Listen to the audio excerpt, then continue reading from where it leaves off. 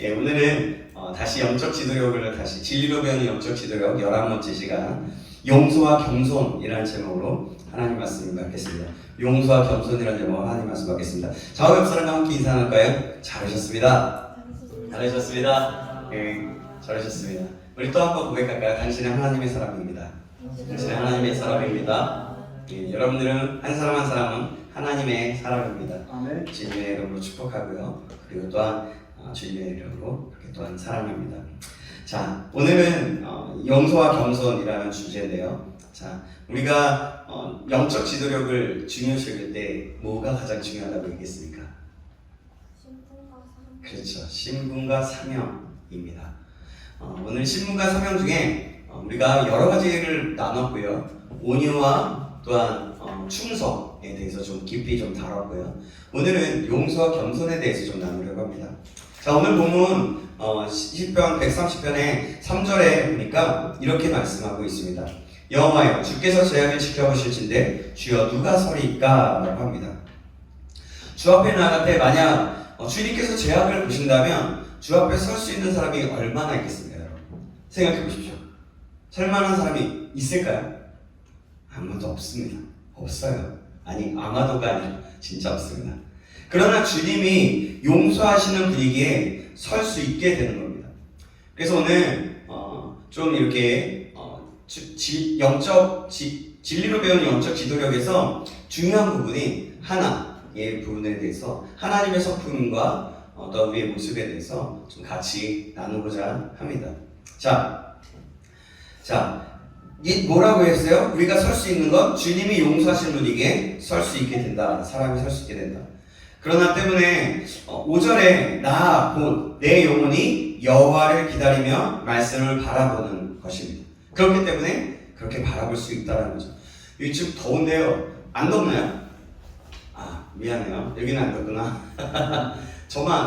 저만 더운데 약하게 바람만 이쪽에서 하는 게 나을 것 같은데, 네, 이쪽은 그러니까, 네, 그래요. 여러분 한번 생각해 봅시다. 자, 여러분 나를 한번 생각해 보세요. 내가 내 죄악을 생각해 보면 내가 주님 앞에 설 수 있는 자격이 있는 사람일까요? 미달 아닌가요? 저는 그런 것 같아요. 지금 이 자리에 설 수도 없고, 저는 이 자리에서 뭔가를 할 수 없는 그런 사람입니다. 그렇게 바라보면 말이죠. 네. 그러나 그러할 때 용서를 구하고 주님을 찾으면 주님께서 기회를 주시는 거예요. 7절에 그래서 7절에 이렇게 말하죠. 이스라엘아 여호와를 바랄지어다. 여호와께서는 인자하심과 풍성한 속량이 있다 라고 말하고 있습니다. 언제나 또 다른 은혜를 베풀어 주시는 거예요. 그러니까 우리는 자격이 없지만 하나님께 은혜를 구하고 하나님께 용서를 구하며 회개를 하면 우리에게 은혜를 주시고 회복을 주신다는 거예요. 그래서 은혜를 바라고 은혜로 나아갈 때 여호와께서 인자하심과 풍성한 속량을 주신다는 거죠. 여러분 요나서를 보면 어떻습니까? 우리가 잘 알지만 하나님의 용서하심이 얼마나 큰지 말씀하시는 내용이에요.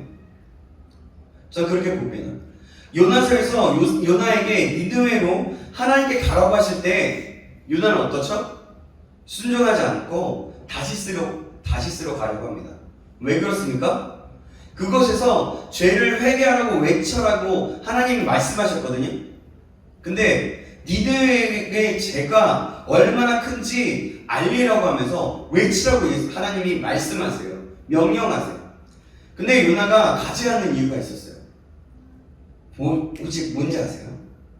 그곳에서 심판을 외치면 행여나 그 말을 듣고 회개할까봐 안 간 거예요. 요나는 하나님을 너무나 잘 알고 있었어요. 하늘에 죄악이 상달했지만 그 니느웨의 죄악이 상달했지만 심판하도록 계획을 세웠다고 할지라도 취소할까 하는 거예요. 하나님의 성품이 그렇기 때문에 사람은 계획했다가 취소할 때 두 가지가 있는데요. 하나는 계획이 잘 되었을 때 취소, 잘 못 되었을 때, 잘 안 됐을 때 취소를 하죠. 또 한 가지는 무엇일까요? 계획을 성취할 능력이 없을 때 취소를 합니다. 그렇죠? 우리는 안 되겠다, 그냥 포기합시다, 이렇게 하거나, 그렇죠. 잘못되었을 때는 그렇게 합니다. 그러나 우리 하나님은요, 잘못된 계획 때문이 아니고 성취할 능력이 없어서가 아니고 불쌍히 여기고 용서하시는 분이기 때문에 취소하는 거예요. 이게 무슨 말이냐면, 그래서 요나는 니느웨라는 도시가 원수된 아수르가 멸망당하기를 원하기 때문에 니느웨로 가지 않는 거예요. 아수르의 도시, 큰 도시거든요, 니느웨가.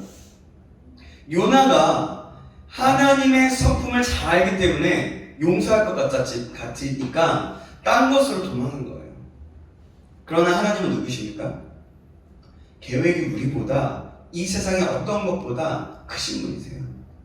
그래서 요나를 큰 물고기에 넣게 하신 것이고, 그리고는 요나가 그 물고기에서 3일 동안 그 어두운 암흑 속에서, 그 배 속에서 회개했죠. 아무것도 안 보였지만 회개했어요. 참 신기하죠. 그 배 속에서 소화가 되어야 될 텐데 소화가 되지 않고, 거기서 회개를 했어요. 그래서 물고기에서 토해내게 하시죠. 하나님이 그 말씀에 순종하지 않고 나아갔을 때 요나에게 계속해서 다음에 은혜를 주셨어요. 회개했을 때. 아니, 하나님은 분명히 책망도 했겠죠. 근데 요나의 마음을 잘 알았을 것 같아요. 왜냐면 내가 명령했는데 너는 내 선지자인데 왜 명령을 지키지 않느냐 라고 책망했을 거예요. 그러나 그 안에서, 뱃속 안에서 요나는 생각하고 묵상했던 거예요. 내가 왜 이 뱃속 안에 들어가 있을까? 내가 왜 이곳에 있을까? 생각하면서 하나님께 그렇게 고백을 하고, 내가 잘못했습니다. 그래야 하나님의 명령을 따라야 되는데 그러지 못했군요. 회개를 한 거죠. 그래서 계속해서 다음에 은혜를 주시다는 거예요. 그런 사람에게 계속해서 음청 가운데 세워주세요. 또 용서해 주시는 하나님이십니다. 베드로를 볼까요? 베드로가 예수님께 질문을 해요. 예수님, 우리가 죄를 범할 때에 우리에게 죄를 범할 때, 사람이 우리에게 죄를 범할 때에 그를 용서하면 몇 번을 용서해야 합니까? 합니다. 여러분, 성질 급한 베드로라고 얘기하잖아요. 많이 듣죠? 그 베드로가 사람이 똑같은 죄를 계속해서 범할 때 얼만큼 용서해야 하냐는 겁니다. 그런 질문하는 거예요. 그것을 7번씩을 해야 합니까? 라고 하는 거죠. 말합니다. 급한 베드로는 7번이면 정말 많았던 거예요. 근데 봐봐요. 그렇게 7번 하면 칭찬받을 줄 알았던 거죠. 베드로는 자기 나름대로 생각했을 때. 근데 사실 우리도 그렇지 않습니까? 여러분, 한 번 했는데 잘 안 되고 또 그러면 아예 아웃처럼 되지 않나요? 사람을 딱 판단할 때. 예를 들면 똑같은 실수를 반복하고 똑같은 실수와 똑같은 그 피해를 주는 거예요. 죄를 범하는 거예요. 그러면 그 사람을 볼 때 어떤 거예요? 한 번 할 때 그래, 그럴 수 있지. 2번 할 때 왜 그러지? 그럴 수 있지. 3번 할 때 야, 너는 왜 그러냐? 그러면서 막 따지면서 아웃이 돼버려요. 어느 순간 그 부분에서. 근데 저도 한 3번 정도는 되어지는 것 같아요. 근데 예수님이 하라고 하시니까 더 하려고 계속해서 노력 중이에요. 그런데 여러분, 베드로에게 7번째는 아주 큰 거예요. 아주 최대였던 거예요. 최고치였던 거죠. 최고치. 7이라는 숫자가 완전 숫자이기도 하기 때문에도 그렇지만, 그런 베드로가 7번을 용서해야 하나요? 질문합니다. 근데 우리 주님께서는 아주 충격적인 말씀을 하시죠. 어떻게 말해요? 굉장히 충격적이에요. 어떻게 말하십니까? 7번을 7번까지 용서하라고 하십니다. 아멘. 그러니까 7번을 70번을 하래요. 7번을 7번.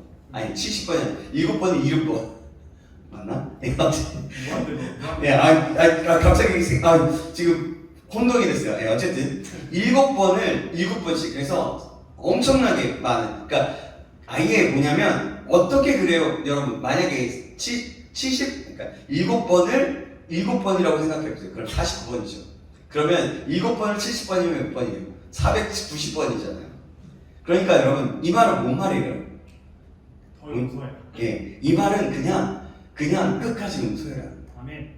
그냥 상관 끝까지 그냥 이 사람이 100번을 주고 몇백 번을 하고 몇천 번을 하더라도 그런 사람이 있을까 모르겠지만 그럼 그만큼 그 끝까지 용서라는 거죠.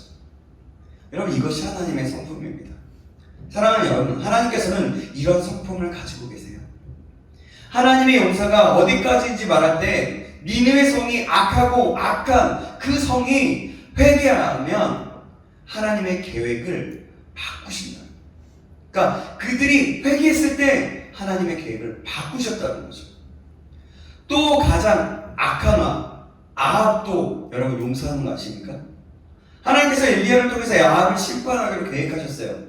엘리야를 통해서 심판의 메시지를 전하였습니다. 근데 하나님의 용서는 하늘에 치솟은 죄라도 용서하기 원하시는 거예요.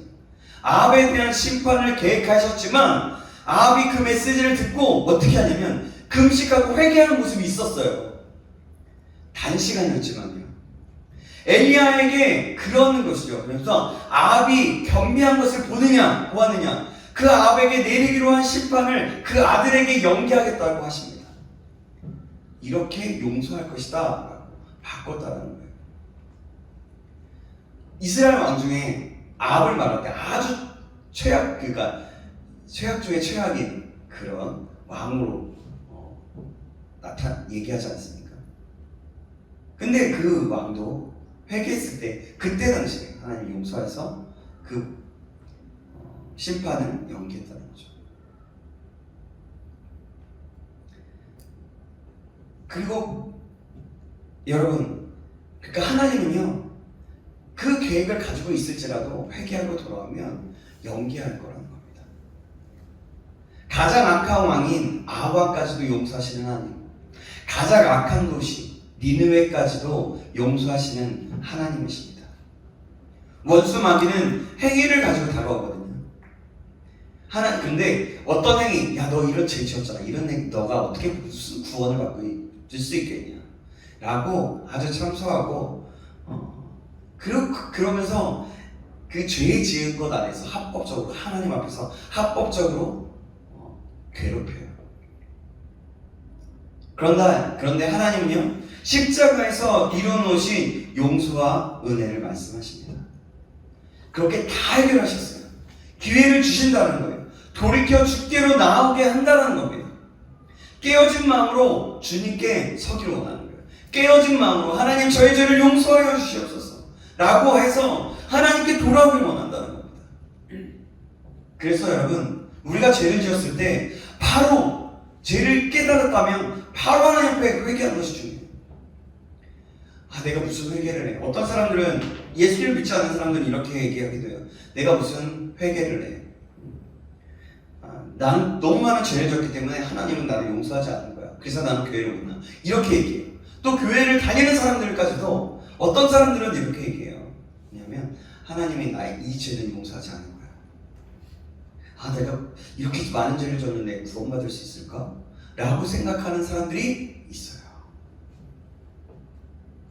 근데 여러분 깨어서 하나님 앞에 나아갈 때에 포기하는 것이 아니라 깨어진 마음으로 하나님 앞에 나아가면 나의 있는 모습 그대로 깨뜨리고 나의 모든 것들을 낱낱이 고백하면서 드리면서 나아가면 하나님께서 역사하시는 거예요.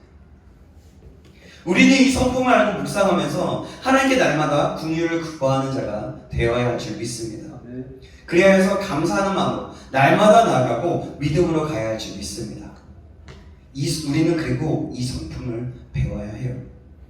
용서할 수 있는 사람이 아니지만 내 스스로 용서할 수 있는 사람이 아니지만 주님께서 우리를 용서하신 것을 기억하고 우리가 주님께 용서받은 것처럼 하는 겁니다. 우리는 어떻게 용서함을 받았어요?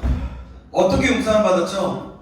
뭐냐면 용서받을 수 없는 죄야. 십자가에 못 박아서 우리 자신이 십자가에 못 박아서 손가락질하고 우리는 어떻게 보면 그 십자가에 못 박혀 돌아가시는 그 자리에서 한가운데서 율법학자 그런 바리새인과 같은 사람이 될 수 있었고, 어떻게 보면 군중처럼 그냥 침 뱉고 바리새인들이 지도자들이 얘기하니까 그렇게 행했던 사람이 될 수도 있는.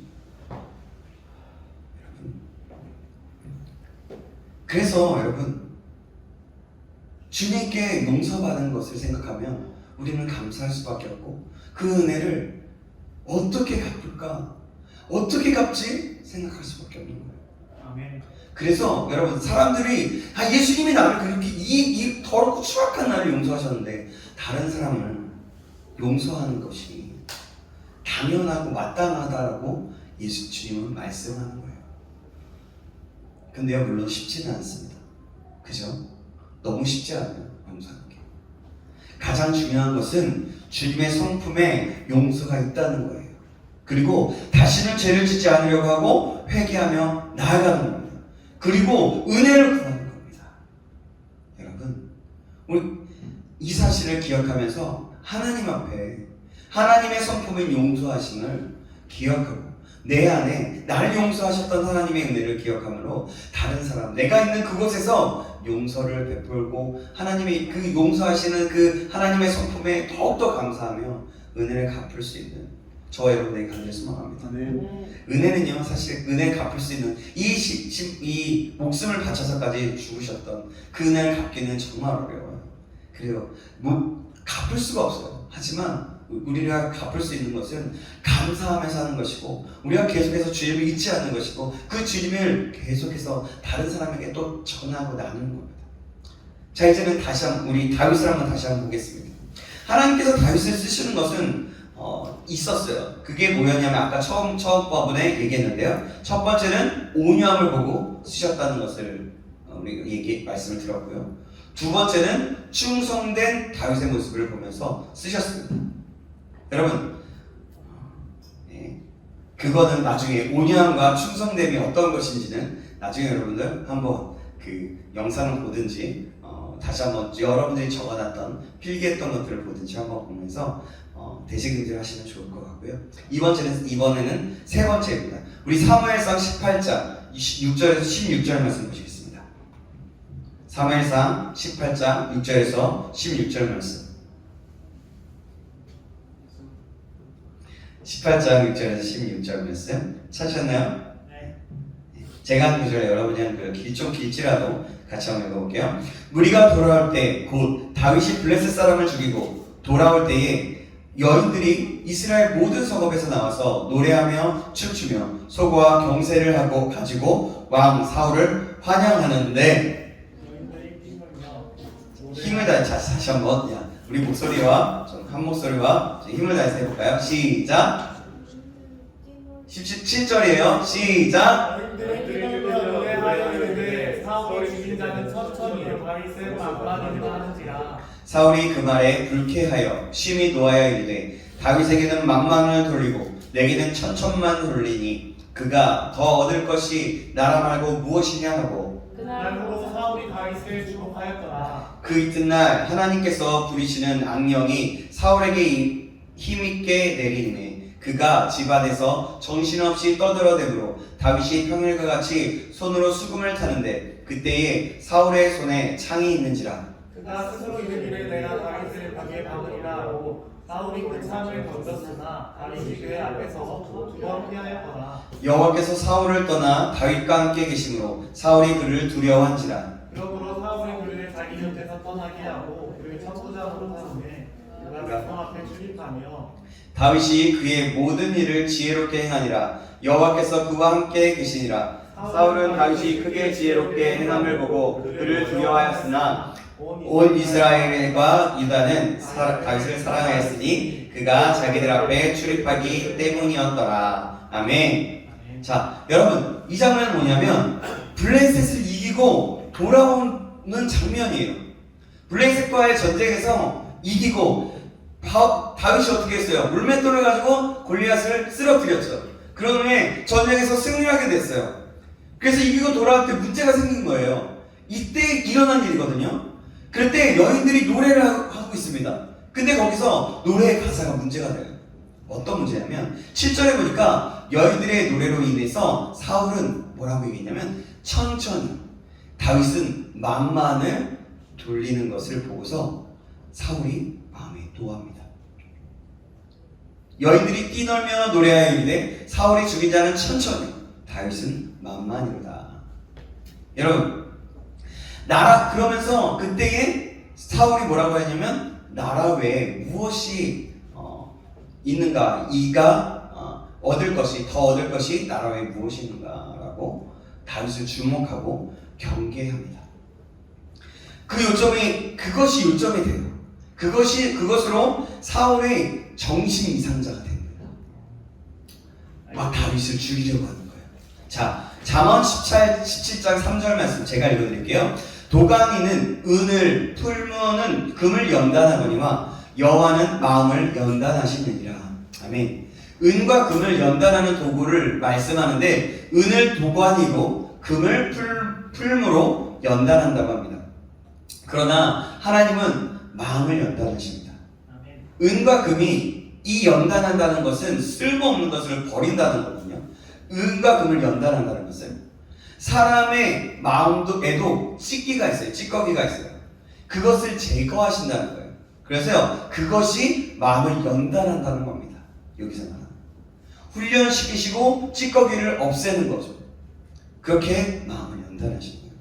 잠언 27장 21절 제가 읽을게요. 도가니로 은을 풀무로 금을 칭찬으로 사람을 연단하느니라 말씀합니다. 여러분 하나님은 사람의 마음을 연단하십니다. 그러면 하나님은 사람의 마음을 어떻게 연단하실까요? 정결한 마음, 순수한 마음, 어떤 식으로 사람의 마음을 연단할까요? 오늘 제가 방금 읽어드린 건데요. 자, 여기서 다시 한번 읽어드릴 테니까 잘 힌트를 얻어보세요. 도가니로 은을, 풀무로 금을, 칭찬으로 사람을 단련하느니라. 뭐예요? 칭찬으로. 그렇죠. 칭찬이에요. 칭찬으로 하나님을 연단시켜요. 이 말씀은 사무엘상 18장의 말씀과 함께 보고 싶습니다. 우리가 지금 방금 읽은 거예요. 자, 하나님은 여인들의 노래에서 누구의 마음을 연단시키십니까? 누구의 마음일까요? 다윗과 사울이 있어요. 누구의 마음을 연단시키는 건가요? 둘 다. 정답이에요. 맞아요. 다윗과 사울 둘 다의 마음을 연단시키는 거예요. 여기서 어떤 사람들은 사울이요. 사울이 했던 행동을 보면 그렇겠죠. 어떤 사람은 다윗이라고 얘기하는 사람 별로 없는 것 같아요. 어쨌든 여기서 뭘 하냐면 둘 다 마음을 연단시키는데요. 다윗은 더 칭찬하고요. 사울은 덜 칭찬시키십니다. 그죠? 그런 것들을 보게 돼요. 더 칭찬과 덜 칭찬으로 연단하는 거예요. 여러분 이것은 겸손입니다. 중요한 영역이에요. 왜냐하면 하나님께서 마음을 연단시키는 방법은 무엇이라고요? 칭찬으로 연단시키는 거예요. 이것이 놀란 도구라는 것이죠. 사람의 마음은 다른 것으로 안 됩니다. 사람의 마음은 웬만해서 연단이 안 된대요. 왜냐하면 딱딱하고 굳기 때문에 다른 어떤 것보다 더 굳대요. 그래서 어떠한 물리적인 것으로 연단을 할 수가 없다는 거죠. 근데 뭐냐면 성경에 말하기를 칭찬이 연단을 시킨다는 겁니다. 사울은 천천히요, 다윗은 만만히요. 둘 다 어려운 말이에요. 사울도 다윗도 연단 받는 거예요. 여러분 사울은 어떤 이스라엘의 뭐예요? 왕이에요. 다윗은 뭡니까? 그냥 목동입니다. 그런데 왕인 사울에게는 천천히요, 소년이고 목동인 다윗은 만만해라고 칭찬하는 거예요. 사람들이. 이것은 둘 다 어려운 거예요. 여기서 칭찬을 통해서 누가 겸손한 사람인가 보는 겁니다. 그렇게 연단시킨다는 거예요. 겸손. 아무리 말하고 말해도 이 둘을 끌어갈 것은 겸손입니다. 겸손은 모든 사람에게 있어서 그 핵심이라고 하는 겁니다. 잠언에서 말씀하시는 것이 있어요. 겸손은 존귀의 앞잡이요. 교만은 패망의 상봉이다. 패망의 상봉이다. 엄마 맨날. 맞아요. 아주 잘 기억하고 있어요. 좋아. 그래서 교만은요, 패망으로 가는 길입니다. 하나님께 버림받는 길이 바로 교만이에요. 아멘. 나의 미래를 결정하는 것은 바로 겸손이냐, 교만이냐입니다. 온유와 충성보다 더 중요한 것은 겸손한가, 교만한가예요. 가장 조심해야 할 것은 온유함보다 교만이냐, 겸손이냐 하는 것입니다. 여러분, 마귀가, 사탄이 왜 사탄이 됐어요? 교만해서 사탄이 됐어요. 하나님과 같이 되려고 하다가 사탄이 돼버린 거예요. 타락하고. 그래서 중요한 것이 교만이냐, 겸손입니다. 주님은 저희에게 마음을 연단시키는데 교만한 사람 연단해서 겸손한 사람으로 만드시고 싶어 하시는 겁니다. 아멘. 여러분, 우리도 그렇잖아요. 그런 부분이 있어요. 자, 드러머가 드럼을 칩니다. 자, 여기 효범이라고 할게요. 효범이가 드럼을 3년 넘게 쳤어요. 그런데 어느 날 한 친구가 왔어요. 드럼을 쳐본 적이 별로 없는 친구예요. 그리고 나이도 되게 어려워요. 20살이에요. 근데 드럼을 몇 번 쳤는데 드럼 3년 넘게 친 이 친구 효범이보다 더 잘 치는 거예요. 재능이 없어요. 그러고선 사람들이 엄청 그 친구만을 칭찬하는 겁니다. 어떨까요? 속상하겠지. 속상해서 인정합니다. 그래도 인정하는 건 네, 좋은 것 같아요. 인정합니다. 근데 또 저는 봐봐요. 20년 넘게 부교자를 하면서 저는 한 약 25년 가까이를 한 것 같아요. 부교자만. 근데 찬양 인도를 하고 설교도 열심히 했어요. 어느 정도 하고 있었어요. 그런데 제가 어떤 일로 인해서 동환 형제가 찬양 인도를 하게 되었고 지금은 하고 있죠. 그리고 또 설교를 했다고 쳐봅시다. 그런데 동환이가 엄청 잘하는 거예요. 찬양 인도도 얼마 안 되었고 설교도 처음 하는 건데 너무 잘하는 거예요. 사람들이 그러면서 동환 형제를 엄청 칭찬을 해요. 내 앞에서. 동환 형제만 어떨까요? 어때요? 동환 형제? 그럼 어떨 것 같아요? 모르겠어요. 그러지 않아요. 모르겠지. 그럼 저는 어떨까요? 맨 처음이야 하나 은사를 발견했네. 야, 동환이 은사가 이거였구나. 야, 감사하다. 그런데 갑자기 사람들이 계속해서 집중하고 계속해서 일하기 시작하니까 열등감을 느끼지 않겠어요? 마음이 상하지 않겠어요? 아니, 나는 25년 동안 사역을 했고 기도해야 돼. 동안이 1년도 안 되고, 야, 이제 몇 주 됐는데 그랬다면 어떨까요? 아직도 그렇지는 않지만 열등감도 느끼지 않을까 생각이 됩니다. 아직 그렇지는 않지만 건반도 마찬가지고요. 노래도 마찬가지예요. 인정이 빠르면 참 좋아요. 그것도 겸손함이죠. 아까 했죠. 이렇게 하나님은 이러한 칭찬을 통해서 겸손함과 교만한가를 점검하고 훈련시킨다는 겁니다. 아멘. 그리고 겸손한 자를 쓰신다는 것이죠. 그래서 이러한 예를 생각해보고 고민해보는데 제가 이렇게 예화를 만들면서 지금 예화를 하면서 우리 몸에서 잘 너무 쉽게 할 수 있는 예화를 하면서 하는데 하나님 저에게 그러면서 이렇게 생각이 드는 거예요. 나도 가봐야 알겠지만 좀 마음 상하지 않을까? 그리고 좀 열등감 느끼지 않을까? 이런 생각이 드는 거죠.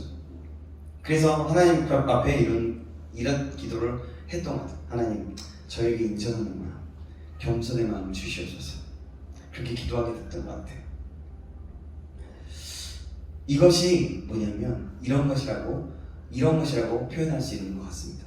사울에게는 천천히요, 다윗은 만만이라. 그런 찬양의 소리로 마음을 연단하게 하는 거라는 생각이 듭니다. 아멘. 하나님은 이렇게 우리를 만만의 자리에, 천천의 자리에 넣으셔서 겸손을 보시기 원하십니다. 이 노래는 두 사람 다 건드는 거예요. 시험하는 거예요. 한쪽으로는 사울, 한쪽으로는 다윗을 그렇게 연단시키는 거라는 거죠. 사울은 반응을 잘못했습니다. 불쾌하고 시민노하고 시기와 질투로 갔어요. 더 빠른 속도로 패망으로 가게 됩니다. 그것을 보겠습니다. 다윗이 자기 자신을 떠오르는 그 스타라고 할지라도 마음이 높아지면 만만으로 걸리는 거예요. 사무엘상 18장 13절 14절 말씀인데요. 우리 아까 읽었죠? 우리 거기 펴져 있나요? 우리 13절 14절 우리 한번 같이 읽어볼까요? 제가 같이 읽어볼게요. 사무엘상 18장 13절 14절입니다. 시작. 그러므로 사울이 그를 자기 곁에서 떠나게 하고 그를 천부장으로 삼음에 그가 백성 앞에 출입하며 다윗이 그의 모든 일을 지혜롭게 행하니라. 여호와께서 그와 함께 계시니라. 아멘. 사울은요 원래 같이 있었거든요. 다윗을 멀리 떠나게 하고 천부장으로 삼았습니다. 그가 백성에게 출입했다라고 얘기해요. 이 말은 뭐냐면 온 유대와 백성들이 좋아했다고 말하는 거예요. 백성 앞에서 그렇게 해서 출입했다라고 얘기하는 겁니다. 다윗을 얘기하는 거예요. 백성 앞에서 출입했다는 것을 그대로 해석하면 그런 거예요. 우리로 요즘 말로 말하면 어깨에 목에 기구스하지 않았다는 거예요. 자기가 천부장이 됐다고 해서 자기가 좀 인기가 많은 인기 스타가 되었다고 해서 목을 이러는 게 않았다는 거죠. 그러니까 겸손했다는 거죠. 그들과 항상 똑같이 일정하게 대했다는 겁니다. 옛날이나 지금이나 같은 자세로 대했다는 겁니다. 지위와 상관없이 자신을 높이지 않았고 동등한 자세로 이스라엘 백성들을 대했다는 거예요. 예나 지금이나 공손하게 대하고 눈높이를 같이 하고 자리가 바뀌었지만 사람들을 형제로 보았고 거만한 사람도 아니고 목소리가 바뀐 것도 아니고 사람을 하대하는 것도 아니고 출입했다. 함께 교제했다. 동등하게 겸손하게 존중이었다는 겁니다. 온 백성은 다윗을 그래서 사랑했다라고 말합니다. 그래서 다윗은 겸손한 사람이 됐습니다. 자기가 천천만만이라고 할지라도 되게 곤란하잖아요. 그렇지 않아요? 여러분 만약에 만약에 아까도 얘기했지만 동환이가 만만이고 천천이라고 했을 때 동환이 입장이 어땠겠어요? 되게 좀 민망하고 되게 난처하잖아요. 그러니까 이게 같이 훈련된다는 겁니다. 근데 그럴지라도 다윗은 겸손했다. 상관없이 곤란하지만 더 그냥 내가 있는 자리에서 최선을 다하고 왕은 또 높이고 했다는 거죠. 그 만만이요 그 소리를 듣고 더 겸손하였어요. 그렇게 다윗은 자신을 깨뜨린 거죠. 사람들은 말합니다. 우리나라 사람들이 이런 얘기해요. 사람들 너무 요즘에는 좀 달라졌지만 좀 나이 드신 분들은 이렇게 얘기하는 것을 많이 들었던 것 같아요. 걔 너무 칭찬하지 마. 걔 날개 달리면 곤란해져. 막 이러지 않습니까? 그런데 여러분, 칭찬은 위험한 것이 아니에요. 칭찬은 뭐냐면 하나님이 연단하시기 위해서 하는 거예요. 칭찬은 사람을 통해서 하시기도 하신다는 거죠. 칭찬하면서 연단시키십니다. 여러분 그래서 걱정하지 마세요. 더 칭찬함으로 덜 칭찬함으로 사람을 연단하고 있는 하나님의 모습이 하나님의 뜻이 있다는 것을 우리가 기억해 보면 좋을 것 같아요. 하나님은 저와 여러분 모두를 무대 한가운데 스포트라이트를 받기도 하시고요. 또 때로는 뒤로 물러가기도 하십니다. 나보다 더 경력이 없고 어린 사람을 연약하다고 생각하는 그런 사람을 앞세우기도 하시는 겁니다. 그리고 나 자신을 보는 거예요. 그래도 낮추고 내 마음이 평안한지 그 사람을 높이는 것이 즐거운지 기쁜지를 보고 싶어 하신다는 겁니다. 나는 모든 사람을 존귀하게 대할 수 있는지 겸손하게 대하는지 보고 싶어 한다는 거죠. 사랑하는 여러분, 하나님은 겸손한 자와 가까이 하고 싶어 하시고 교만한 자를 대적하십니다. 끊임없이 성경은 말씀하고 있습니다. 여러분 다니엘서 4장을 보면 느부갓네살 왕의 간증이 나오는데요. 이건 보지 않고요. 제가 그냥 1차 이야기해 드릴게요. 하나님을 찬양하는 내용이 있어요. 느부갓네살 왕이 느부갓네살 왕은 바벨론 제국의 위대한 왕입니다. 거대한 아수르를 정복하고 세계 최고의 나라를 세운 왕이었어요.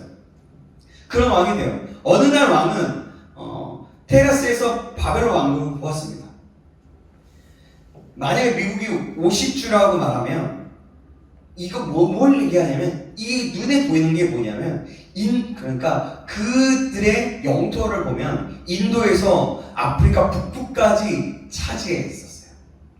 바벨론이라. 그러니까 그때 당시를 보면 전 세계의 반을 차지했다라고 보는 거예요. 그러면서 내 왕국을 보라 하고 자랑했습니다. 내 능력으로 내 힘으로 나의 바운더리고 그걸 본 거예요. 그 순간 하늘에서 음성이 나옵니다. 누가 그 권위를 주었느냐? 오늘 밤에 너는 너의 자리에서 쫓겨날 것이다. 그러면서 너는 짐승의 하나처럼 살게 될 것이고 왕권도 빼앗길 것이고 너의 모든 지혜는 사라질 것이다. 7년간 하늘의 이슬을 먹을 것이다. 7년 후에 내가 하늘을 바라볼 때 네가 하나님, 그러니까 하늘을 바라볼 때 누가 권위를 주었는지 알게 될 때 너의 권위를 다시 한번 줄 것이다. 그래 그 말이 있습니다. 그 말이 하늘에서 들려져요.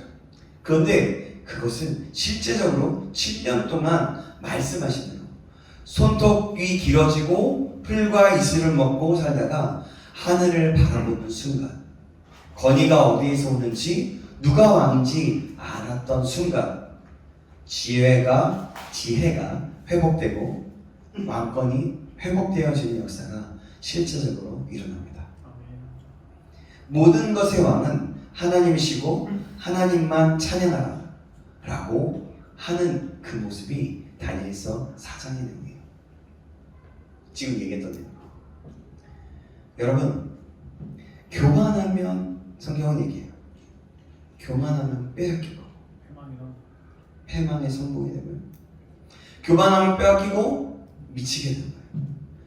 그분만 권위 있다는 것이 있을 것이다 라는 것을 우리는 배워야 하는 겁니다.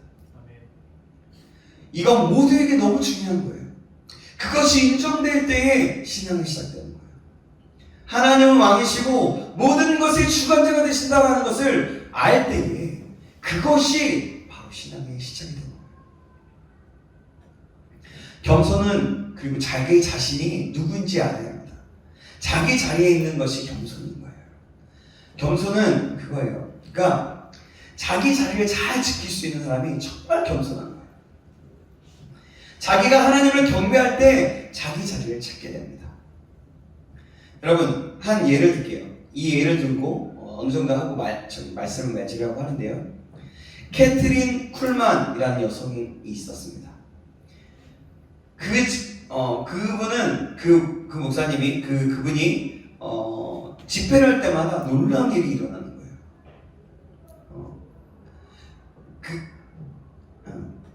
캐트린 쿨만의 집회가 사기라고 밝히려고 어떤 뉴욕타임즈의 기자가 집회에 한번 참여하게 됐습니다.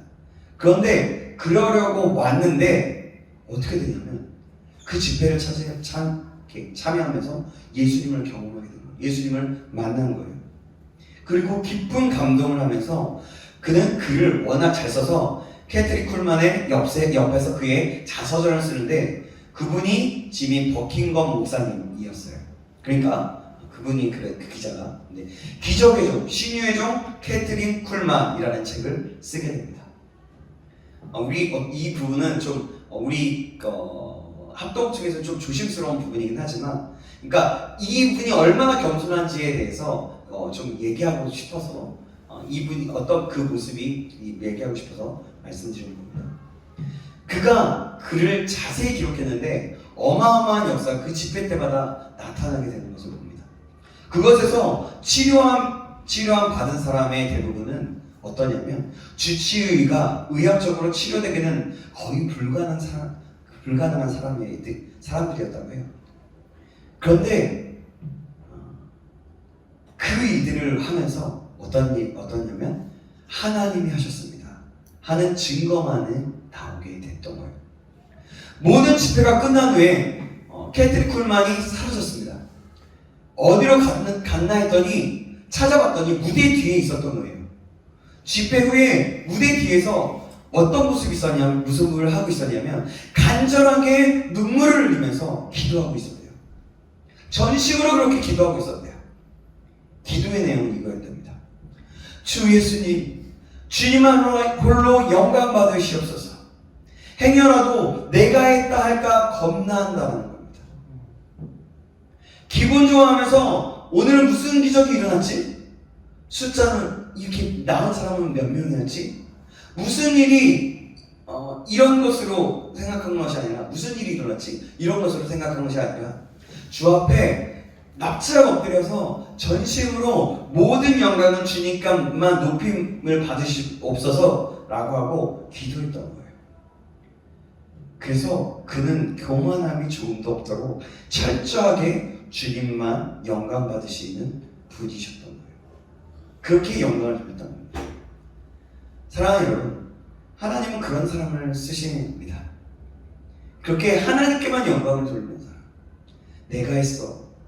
이것보다 나에게 하나님이 은사를 주셔서 하나님이 하셨다 라고 하면서 그런 사람을 쓰신다는 거죠. 여러분, 사람이 숫자를 세는 것이 성경적일까요? 아닐까요? 질문해 볼게요. 뭘까요? 만약에 교회의 규모를 판단하면서 숫자를 셀 때 성경적일까요? 성경적이지 않을까요? 어떻게 생각하세요? 성경적이지 않다. 잘 모르겠어요. 잘 모르겠다. 너 어떻게 생각하세요? 네, 알겠어요. 네. 이것은 뭐냐면 성경적일 수도 있고 아닐 수도 있어요. 아닌 것부터 이야기해 볼게요. 그게 뭐냐면 요압을 재촉하며 군대 수를 세려고 다윗이 명령합니다. 나의 힘이 얼마나 있는가에 평가를 하려는 거예요. 그런데 그때 하나님이 질책하세요. 내 가진 교회의 규모로 자신의 힘을 과시하려는 문제입니다. 다윗은 자신의 왕권을 자랑하고 나의 힘이 얼마나 큰지 생각해 보려고 한 것이고, 또 교회에서 그걸 셀 때 교회의 규모로서 몇천 명이 되는 교회에서 자신의 힘을 과시하려는 문제예요. 근데요, 반대로 성경적인 문제를 한번 볼까요? 어떤 거냐면 내면의 동기예요. 뭐냐면 내가 잃어버린 영혼을 계산하는 거. 와야 할 성도가 오지 않은 것은 아닌가? 이것을 알아보고 싶어서 계산한다면 그것은 성경적이라는 거예요. 마치 동전의 앞뒷면 같죠. 종이 한 장 차이 같죠. 그래요. 사실 불신과 신앙은 이런 차이가 있어요. 내가 한 것이냐, 한 영혼을 천하보다 귀하게 여김으로 한 영혼이 왔는지, 정말 필요한 사람이 왔는지, 정말 윤성이가 왔는지 안 왔는지 안타까워하는지, 또 이 자리에 안 온 친구들을 생각하면서 그 친구가 안 온 곳에 이렇게 세어보면서 사령이 많아서 안타깝습니다. 생각해보는 거예요. 여러분, 주님께서는 그래서 우리의 마음을 보세요. 우리는 깊은 마음 속에서 보아야 합니다. 교만은 멸망으로 가는 길이에요. 끊임없이 이야기하는 것은 뭐냐면 천천히요 만만히요 내가 한 것에 대해 언급하지 않을 때, 칭찬이 없을 때 섭섭하지 않겠습니까, 여러분?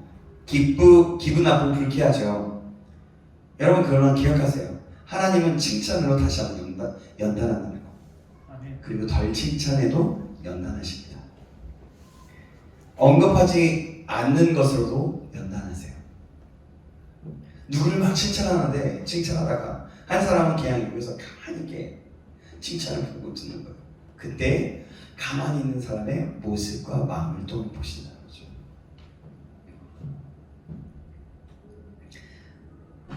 여러분, 기억하시기 바랍니다.